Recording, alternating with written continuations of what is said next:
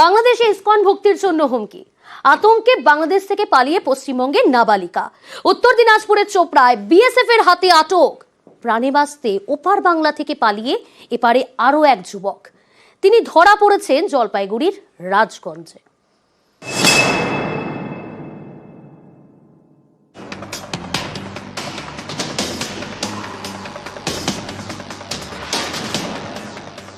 ইসকনের সন্ন্যাসী চিন্ময় কৃষ্ণ দাস, তাকে গ্রেপ্তারের পর থেকে উত্তাল বাংলাদেশ।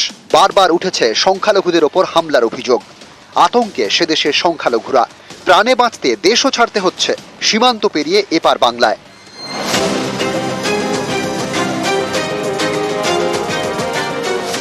উত্তর দিনাজপুরের চোপড়া ব্লকের ফতেপুর বর্ডার আউটপোস্ট। মঙ্গলবার রাতে এখানেই বিএসএফ এর হাতে আটক হয় এক নাবালিকা। তাকে চোপড়া থানার হাতে তুলে দেয় বিএসএফ।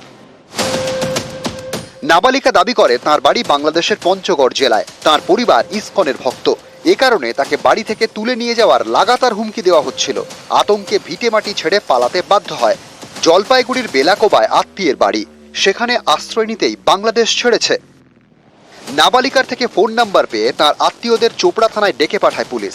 জিজ্ঞাসাবাদের পর নাবালিকাকে জেলা শিশু কল্যাণ সমিতির মাধ্যমে হোমে পাঠানোর ব্যবস্থা করা হয়। তো ওরা তো ওইদিকে ও আমাদের ইসকনের ভক্ত বলে ও টর্চারিং করেছে, তারপর ওকে কিডন্যাপ করবে। প্রাণ ভয়ে একটা মেয়ে এখন কি করবে, তার ও বাধ্য হয়ে তারপরে এখন ওদিকে থেকে কাকে দিয়ে যোগাযোগ করে মানে পাঠিয়েছে। জলপাইগুড়ির রাজগঞ্জ। মঙ্গলবার রাতে এখানে বিএসএফ এর হাতে ধরা পড়েন এক বাংলাদেশি যুবক। নিজের নাম জীবন বর্মন বলে জানান। দাবি করেন তার বাড়ি বাংলাদেশের রংপুর জেলার ঠাকুরগাঁওয়ে। বাংলাদেশের বর্তমান পরিস্থিতির জেরেই প্রাণে বাঁচতে সেদেশ থেকে পালিয়ে এসেছেন বলে দাবি জীবন বর্মনের।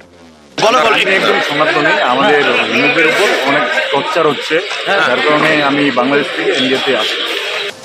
নিউজ 18 বাংলা।